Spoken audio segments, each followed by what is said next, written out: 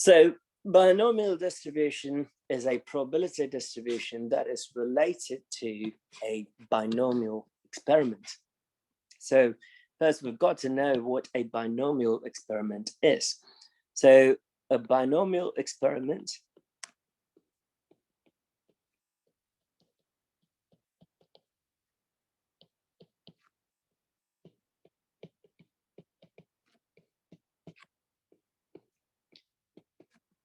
consists of n independent trials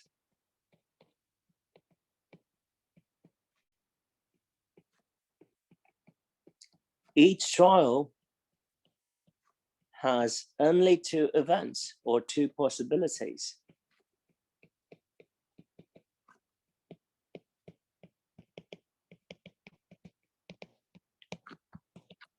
One, we call it the success, and the other is a failure. The probability of success is known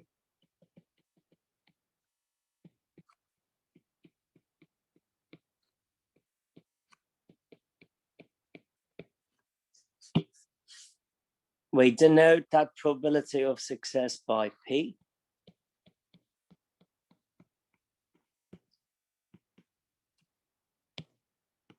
So if we know the probability of success, we could find the probability of failure easily. So the probability of failure is denoted by the letter Q, usually. It is 1 minus the probability of success. So a binomial experiment must have n independent trials. Each trial could have only two possible events, success and failure. The probability of success is known, usually denoted by the letter P. If we know the probability of success, we will know the probability of failure, which is Q, and Q would be 1 minus P.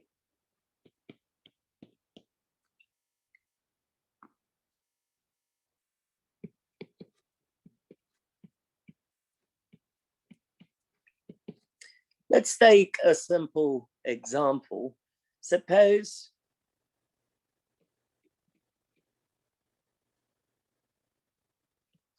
four individuals walk into a restaurant.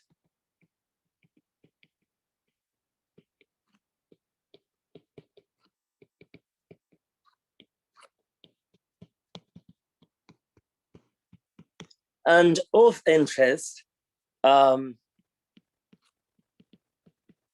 we want to know if the individual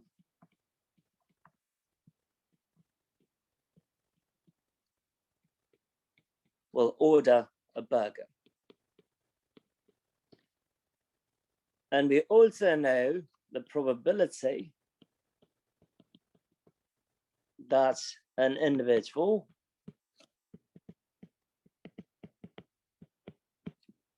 would order a burger at the restaurant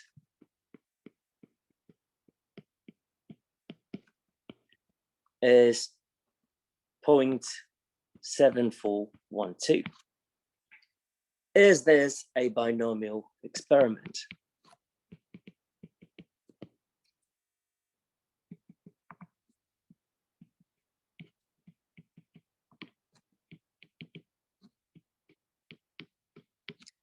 The answer, of course, is yes.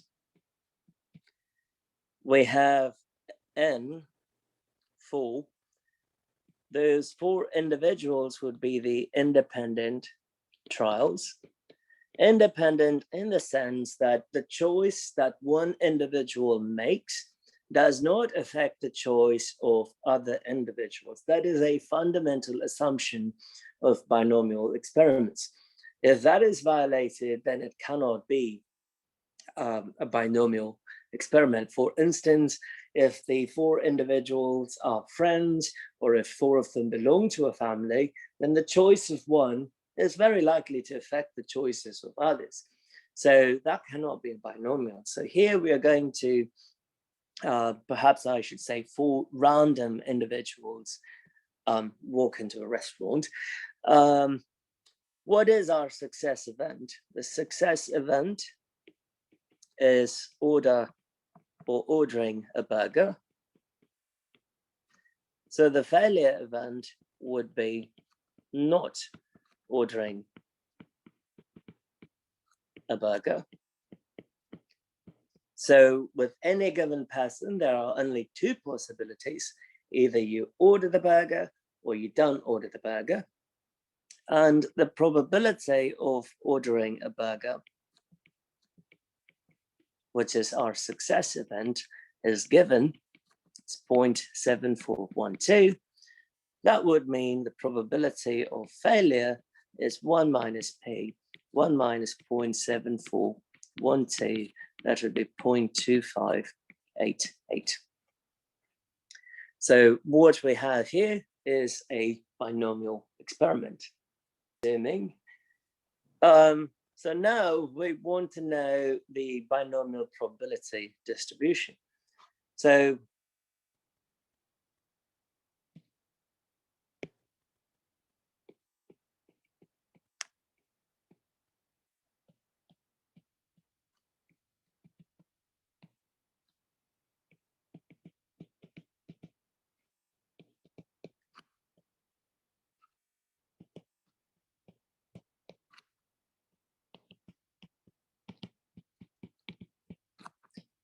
the binomial probability distribution is the distribution of x, which is the number of successes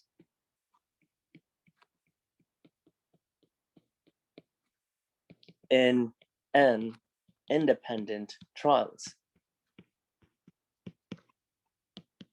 So in other words, we know what a discrete probability distribution is.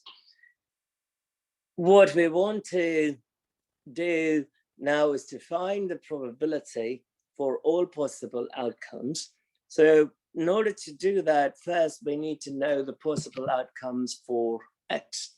So keep in mind, the smallest value for x would be 0, and the highest value would be n, because you have only n trials. So the possible outcomes for x are 0, 1, 2, all the way up to n. It cannot exceed n. What do I mean by that? Let's go to the burger example, and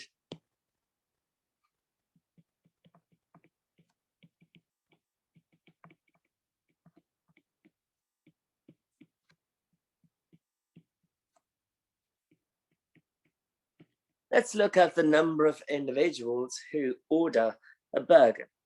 What are the possible values? Well,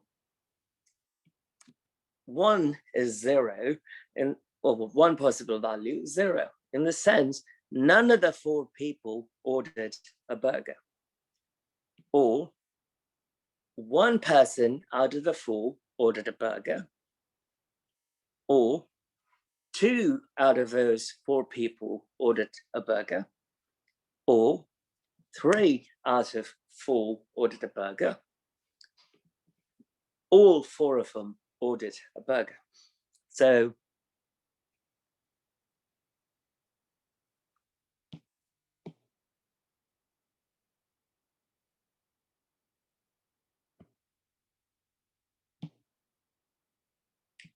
the probability x is equal to x here would mean, I'll call ordering a burger as success. So S, order a burger. Failure, F, not ordering a burger.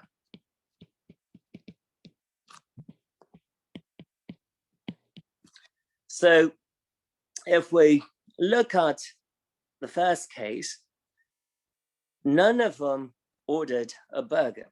So the first one was a failure. the second one was a failure, third one was a failure, fourth was a failure also. All four of them were failures and they were all independent. So we just have to multiply the probability of failure to the power of 4.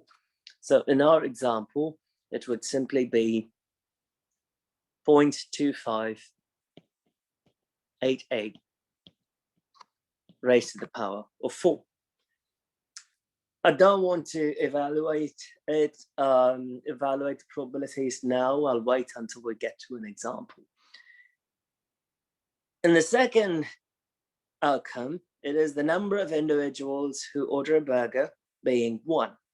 One may say, okay, so one person ordered, the other 3 did not.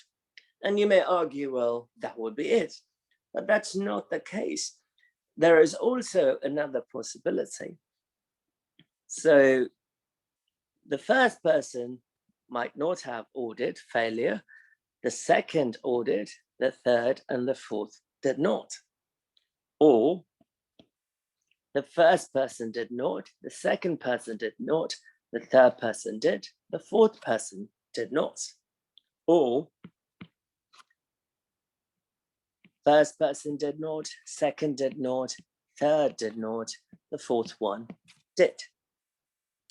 Now, regardless of the order, the probabilities corresponding to each of them are the same because we're just multiplying the probabilities.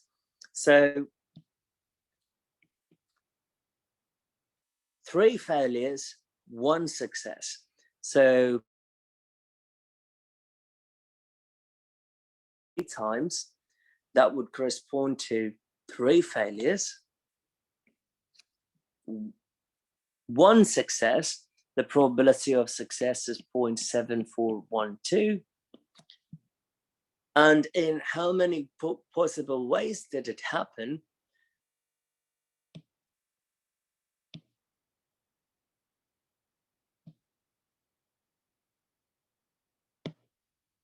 One, two, three, 4. 4 possible ways, and all 4 possible ways are mutually exclusive.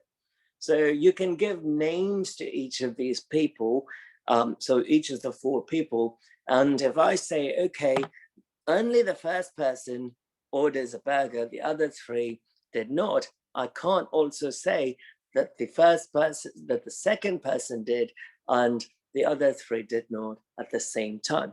At any given time, only 1 out of these 4 possible outcomes could happen.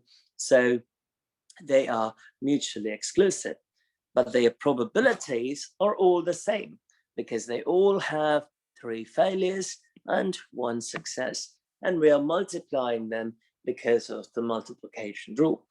So the only addition to that formula or answer is that I'm going to throw in a 4 because there are 4 possible values or 4 possibilities. So I can extend this idea to exactly 2, 3, and lastly to 4. I'll go ahead and write for 3 because I wouldn't have space for the 2 case.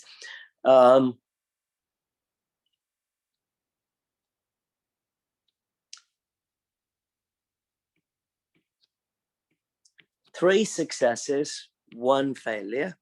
So the first 3 ordered a burger, the last one did not. Or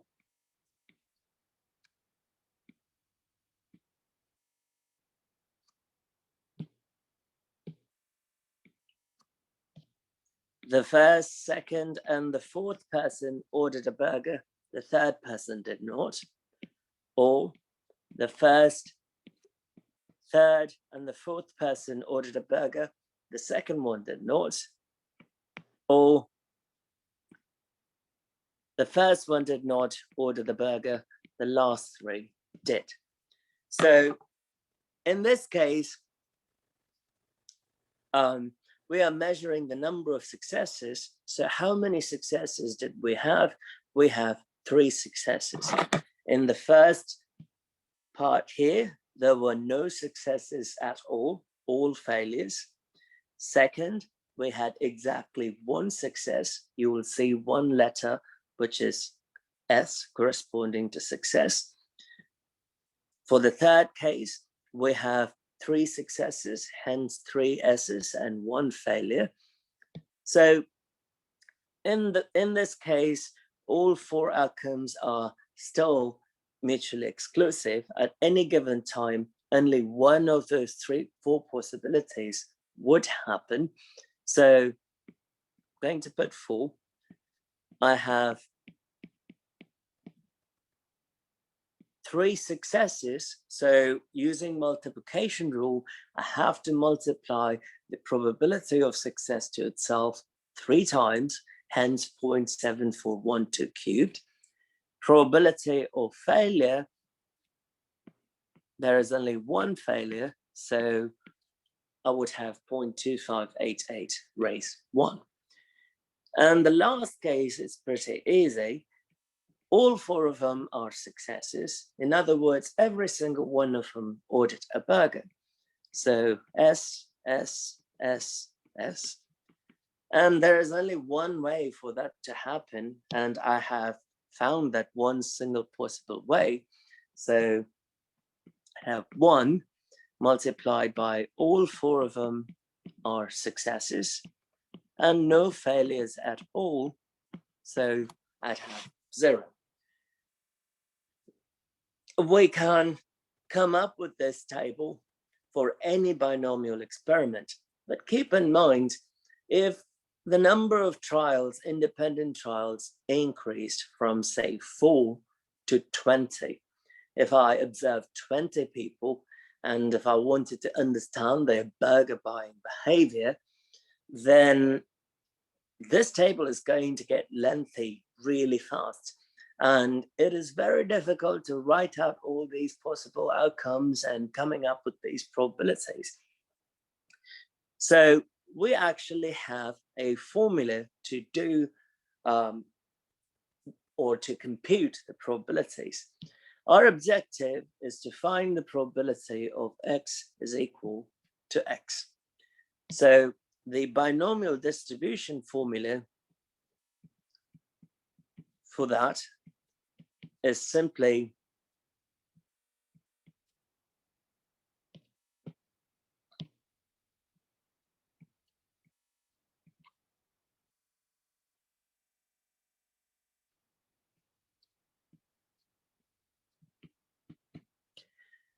the first part is called n choose x.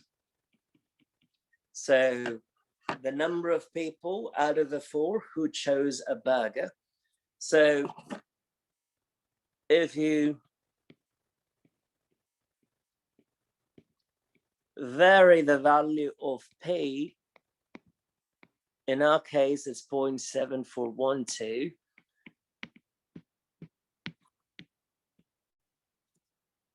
I can rewrite the formula in this way. For the last row in the table, the value of x is 4. So for the last case,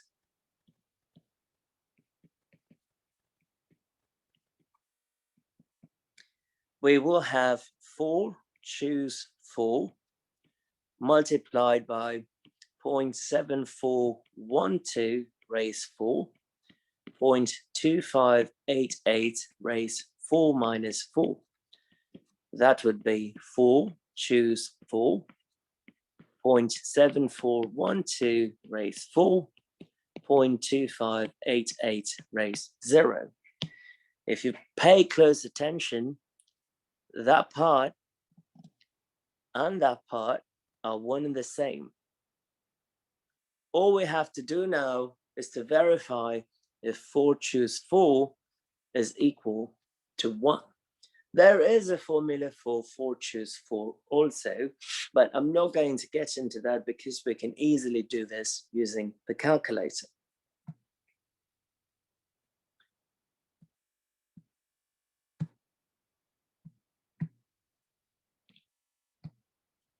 So how do we find 4 choose 4? First, enter 4. Second, math. Oops, sorry.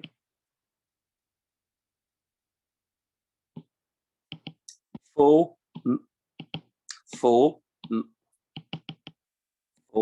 math over to PRB, which stands for probability. And you can see option number 3 is NCR. So if I select that, I get something that looks like what I have in the formula. Instead of R, I have X. So 4 choose 4. And if I get 1, whatever we did manually using the multiplication rule will match up with our formula. And it is in fact 1. Let's verify for the second case where we had 4 possibilities. In that case, the value of X was 1. So we have to do 4 choose 1. And that should give us 4. And we got the 4, which is right here. So the formula is doing the job for us. So if I have a large value and say, for instance, 30 individuals, 50 individuals, it is pretty much a waste to sit and write down all the possibilities. We can simply use the formula to get the probability because that is all we care about. Now, the calculator takes this one step further and makes it more simple, and I will show that to you in the next example. Okay. So, on-time flights. According to flight stats, American Airlines flights from Dallas to Chicago are on time 80% of the time. Suppose 15 flights are randomly selected and the number of flights is recorded. So why is this a binomial experiment, or is it a binomial experiment? So we have N equals 15 flights. They are randomly selected.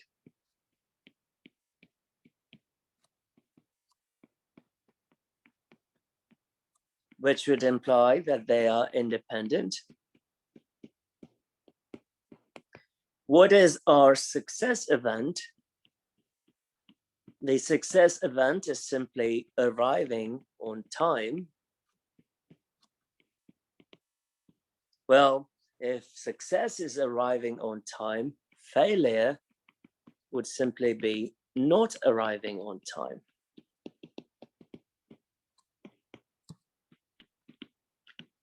Do we know the probability of success? The probability of success is simply equal to the probability that the flight arrives on time.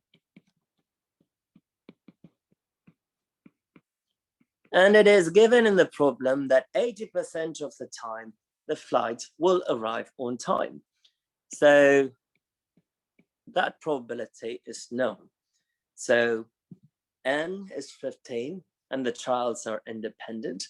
The success event is flight arriving on time. The failure event is that the flight doesn't arrive on time, and the probability of success is known, and that value is 0.8, which would imply the probability of failure is 1 minus p, you get 0.2. So this is a binomial experiment. So if we want to find the distribution, we have to define X.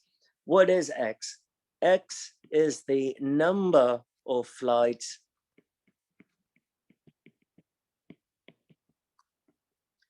that are on time.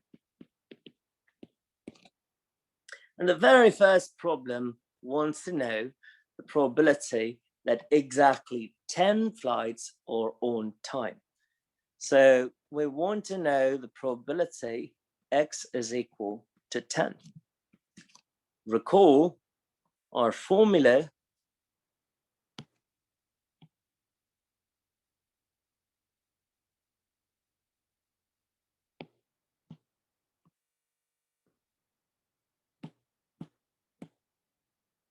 is right there. I'm going to replace the x by 10.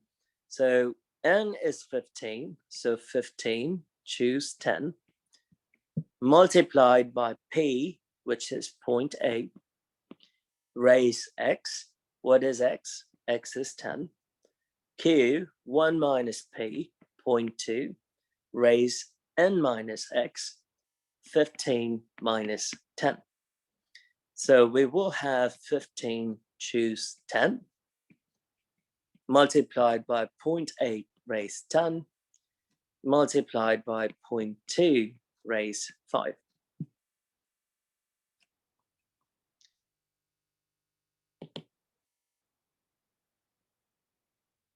So if we go to the calculator, 15 math over to PRB, option 3 would give us choose 10. That gives us 3003. There are 3003 possibilities in which exactly 10 flights arrive on time out of the 15. So now you can see why it is meaningless to write the outcomes out, because no one wants to sit and write out 3003 outcomes. Multiply that by 0.8 raise 10, 0.2 raise 5.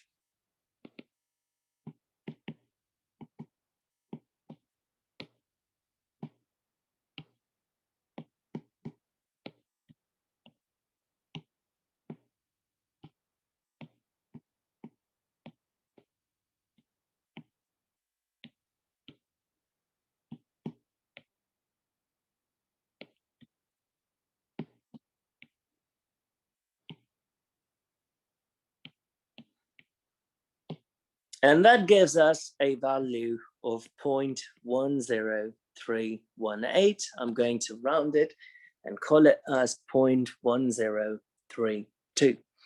So there is a 10% chance, 10.32% chance that if you picked 15 flights, 10 of them would arrive exactly on time. Now, even though I showed you how to use this formula over here to find the probability, there is an easier way to do this using your calculator. If you press second vars, which is VARS, you will get that screen for distributions. If you scroll down to option number A, it is Binomial Pdf. So I'll put a note here.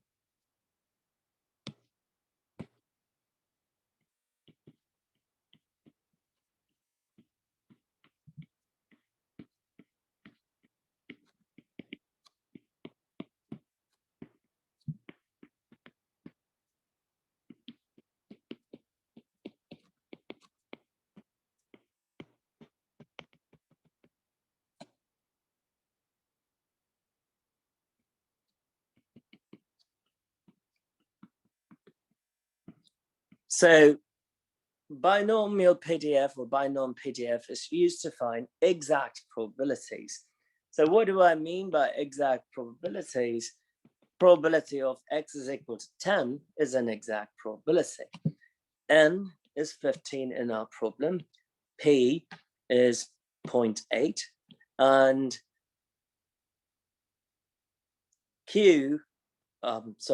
X is 10. So all I'm doing is plugging in NPX and I get the exact same answer, 0.10318. So even though this formulaic approach is great, the calculator can compute the probability at a faster rate. So I would highly recommend that you understand how to use Binomial Pdf using a calculator if you want to compute binomial probabilities effectively. So part C, want to find and interpret the probability that fewer than 10 flights are on time.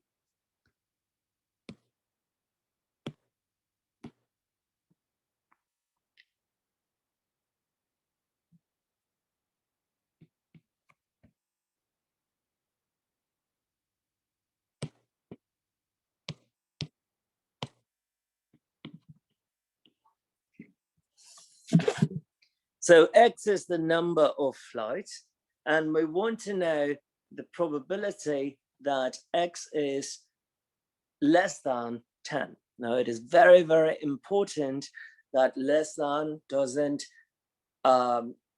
mean less than or equal to. In other words, you have to treat them separately when it comes to binomial. So probability X less than 10 would mean we have to find the probabilities of all values. X is equal to 0, X is equal to 1, 2, 3, add them all together, and then find the final answer. That is too much work. So I'm going to write something here. In your calculator,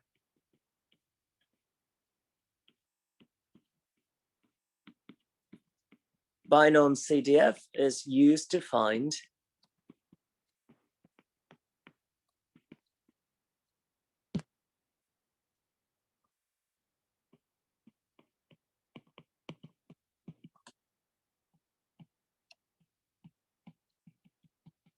cumulative probabilities. And cumulative probabilities are probabilities that contain less than, greater than, less than or equal to, and greater than or equal to. But a very important word of caution,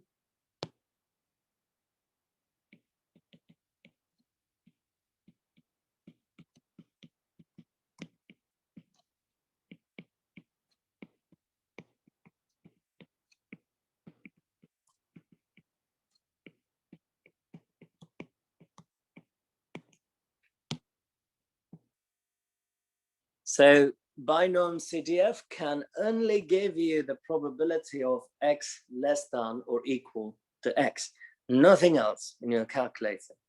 So you need to know a bit of logic to get to the correct answer. And I'll show you how. In this particular problem, we do not have less than or equal to, but we have less than 10. What does less than 10 mean? X less than 10 simply means X is less than or equal to 9. Less than, fewer than 10 flights would simply mean 9 or less flights. So I could go back to second bars, scroll down,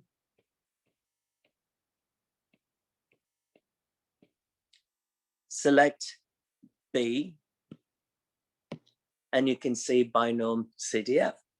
The syntax is exactly the same, NPX.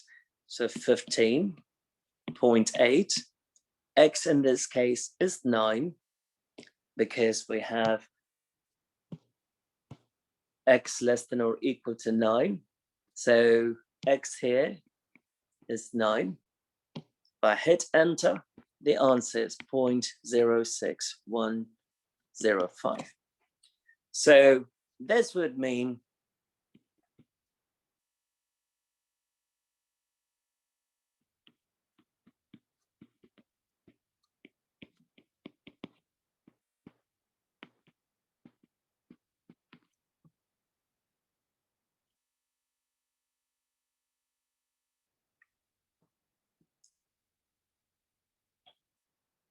(6.1% chance that fewer than 9 flights, fewer than 10 flights arrive on time.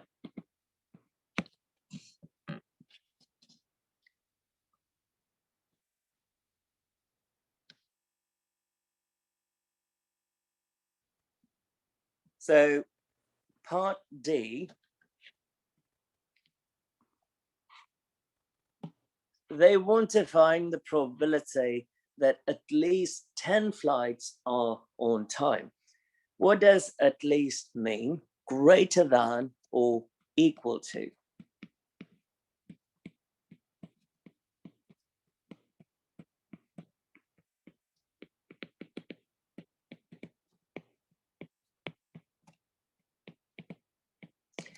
Again, the calculator cannot give you a greater than or equal to probability.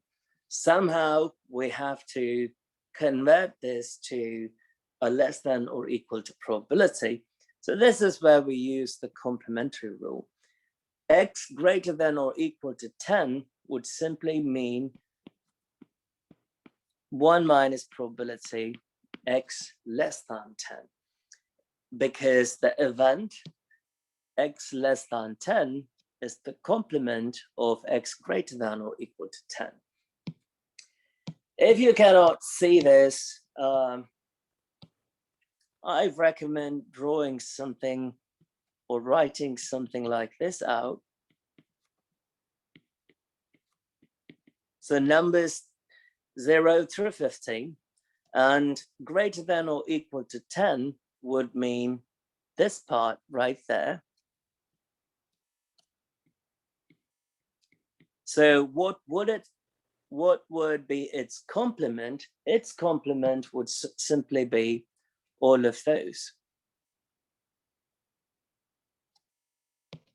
So that part would be the complement of X greater than or equal to 10. So 0, 1, 2, all the way up to 9. So I can rewrite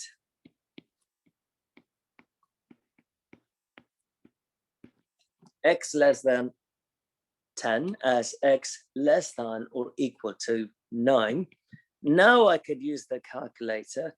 1 minus binomial CDF N P X. So 1 minus second bars 15.8 and 9, which is 0.9389. So that would imply there is a 93.89% chance that at least 10 flights arrive on time if you look at 15 flights. So if you picked 15 flights, there is a 93.89% that 10 of them, at least 10 of them, will arrive on time, which is a good track record. And part E wants to find and interpret the probability between 8 and 10 flights are inclusive or are on time. So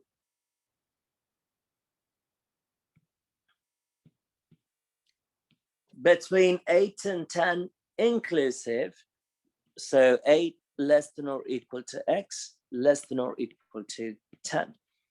So unfortunately, the calculator cannot give this value directly, but what you can do is you can use a standard formula to get this answer, especially if it's inclusive. So here is the formula.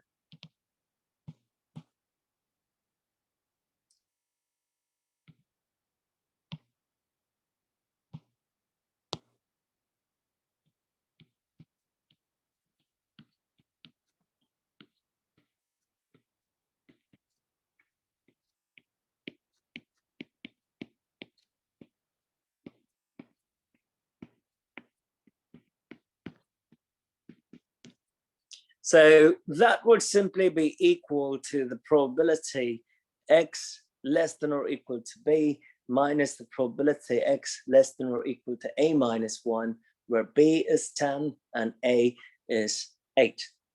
So if I use that formula, I would get probability X is less than or equal to 10 minus the probability X is less than or equal to 8 minus 1, which is 7. So to evaluate the first probability, I would do second bars binomial CDF 15.8, 10, 0.16423 minus same process 15.8, 7 instead of 10. If you subtract the two, the final answer is 0.15999.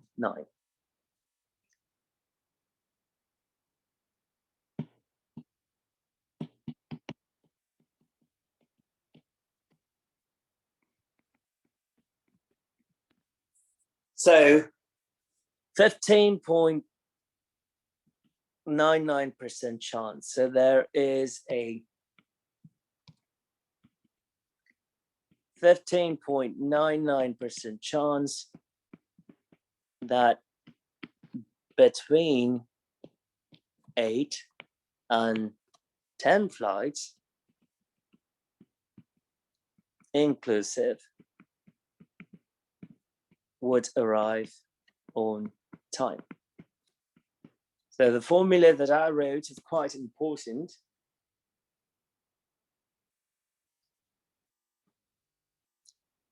In the Healthy Hand Washing Survey conducted by Bradley Corporation, it was found that 64% of adult Americans operate the flusher of toilets in public restrooms with their foot.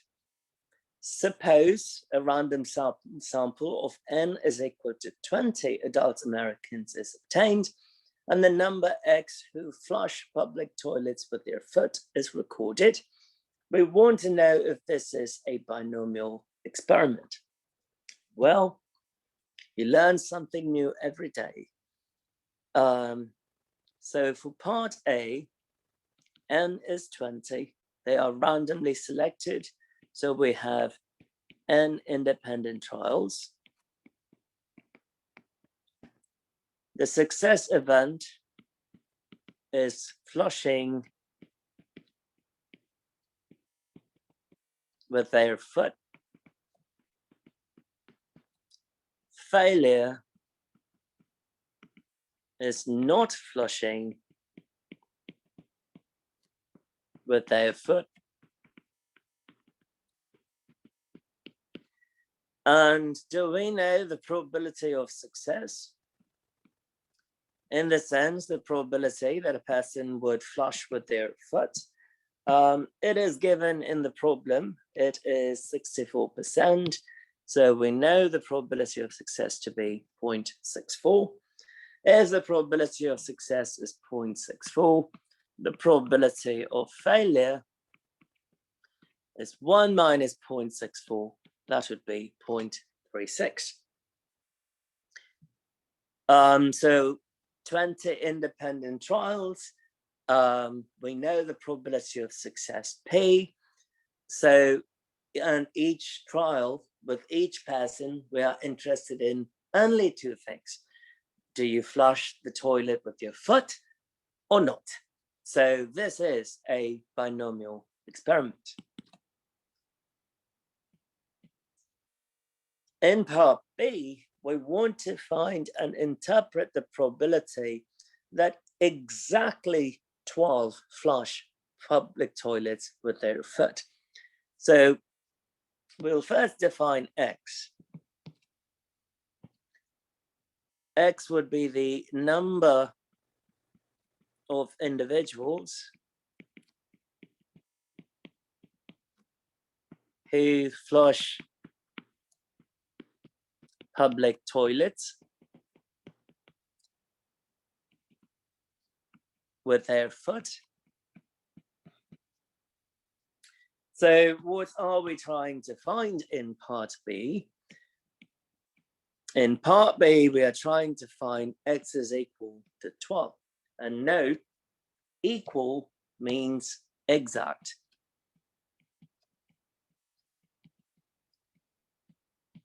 And exactly equal would mean we have to use PDF.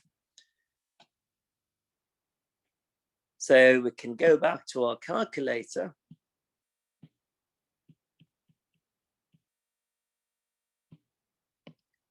N is given to us. N is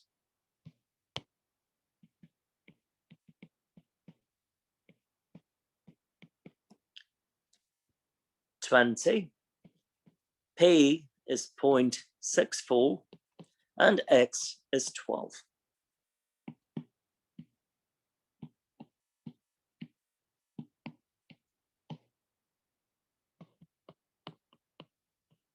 So we get 16.78% chance. So what does this mean? So if I saw 20 people walk into a public restroom, there's a 16.78% chance that exactly 12 out of the 20 who walked into the restroom would flush the toilet with their foot.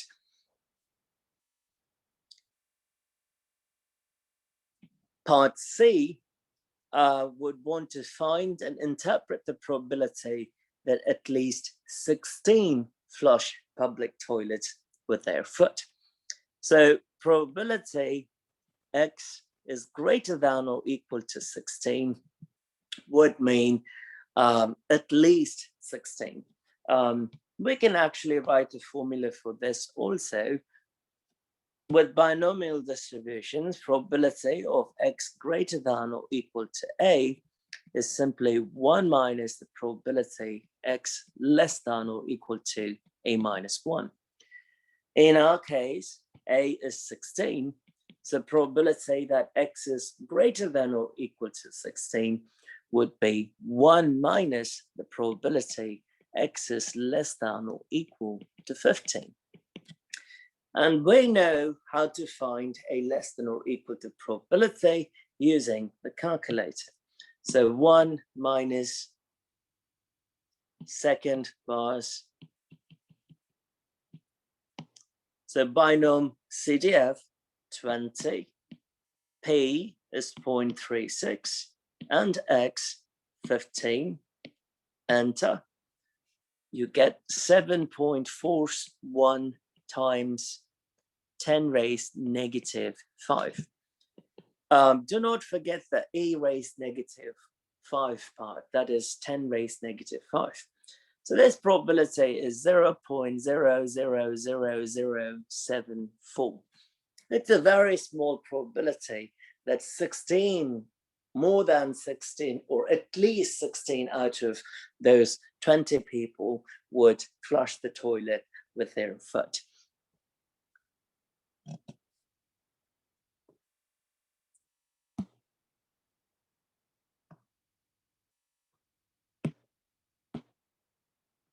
So part D would want to know the probability that between 9 and 11 inclusive, in the sense we would want to find 9 less than or equal to x, less than or equal to 11 out of those 20 people would flush the toilets with their foot. I wrote a formula earlier to find this probability. So probability A less than or equal to X less than or equal to B simply would be probability of X less than or equal to B minus the probability X less than or equal to A minus 1.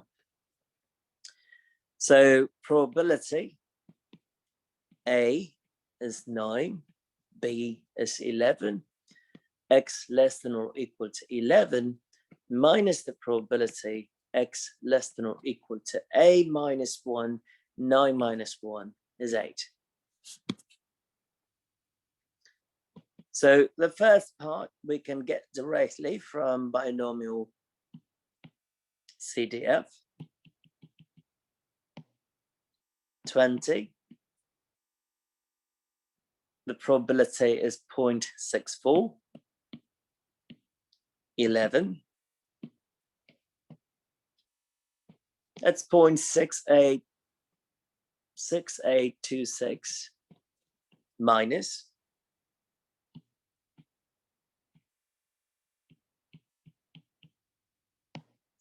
20.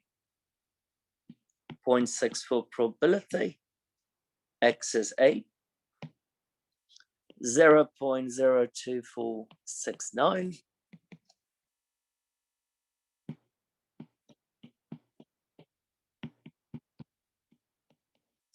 And if you subtract the 2, the approximate probability is 24357.2436.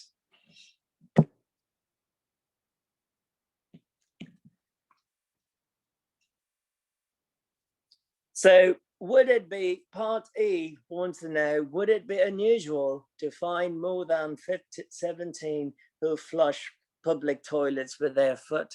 Why? Now, I don't even have to compute this. If you look at part C, from part C, we know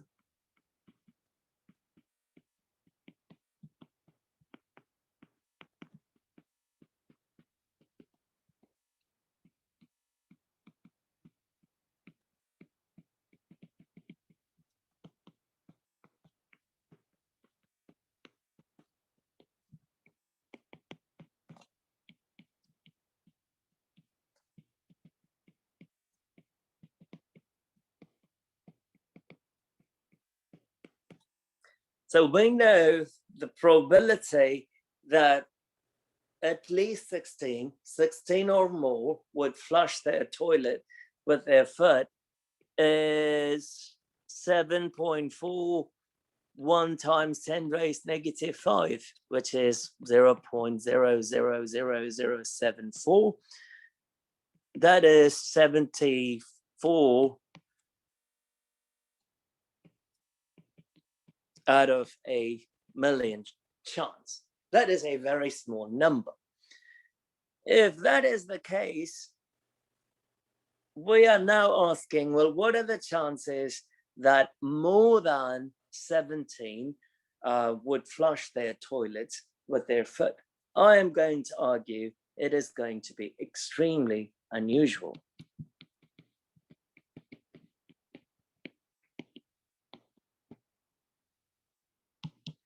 And I am basing it based on the answer that I computed from part C. But I can do it, or I can compute a probability for this case also. So probability X greater than 17, more than 17, is what we need to find. That also has a formula. Probability X greater than A is simply 1 minus the probability X less than or equal to A. So,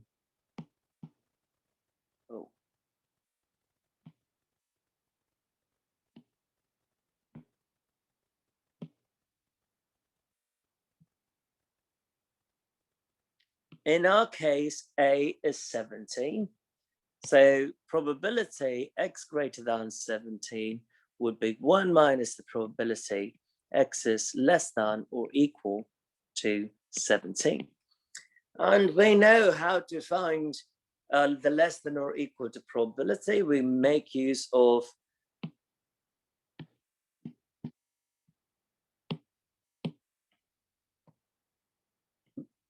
Binomial CDF.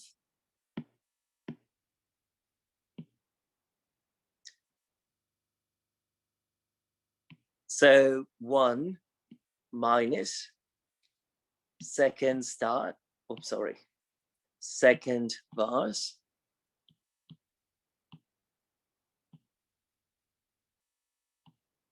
oh my.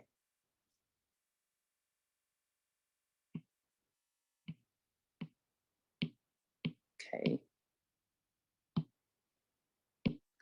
For some reason, calculator is acting up.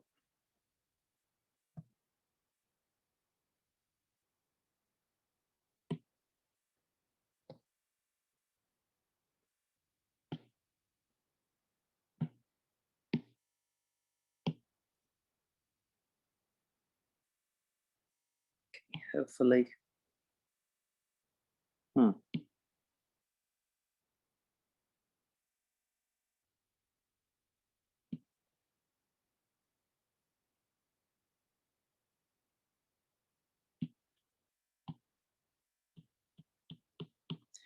So Binomial CDF 20.64,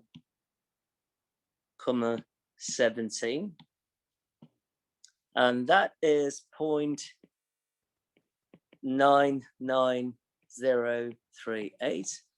So if I did 1 minus second answer, I get 0.0096.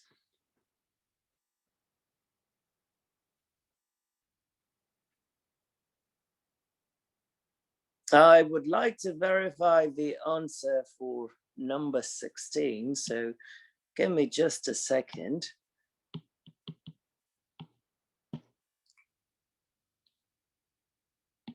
Might have entered the wrong probability.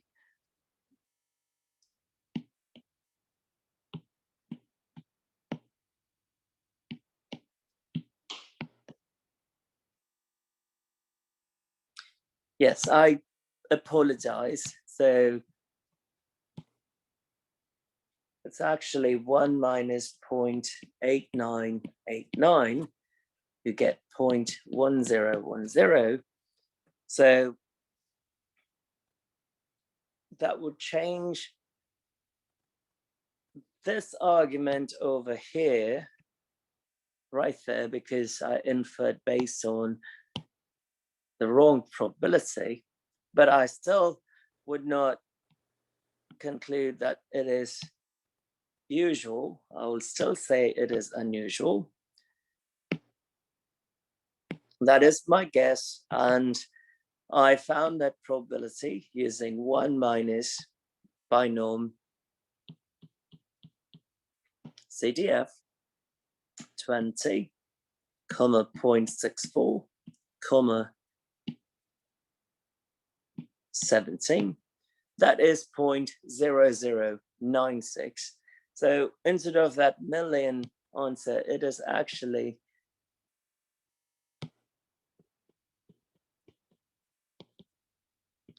about 96 in 10,000 probability that more than 17 people would flush the toilets with their foot.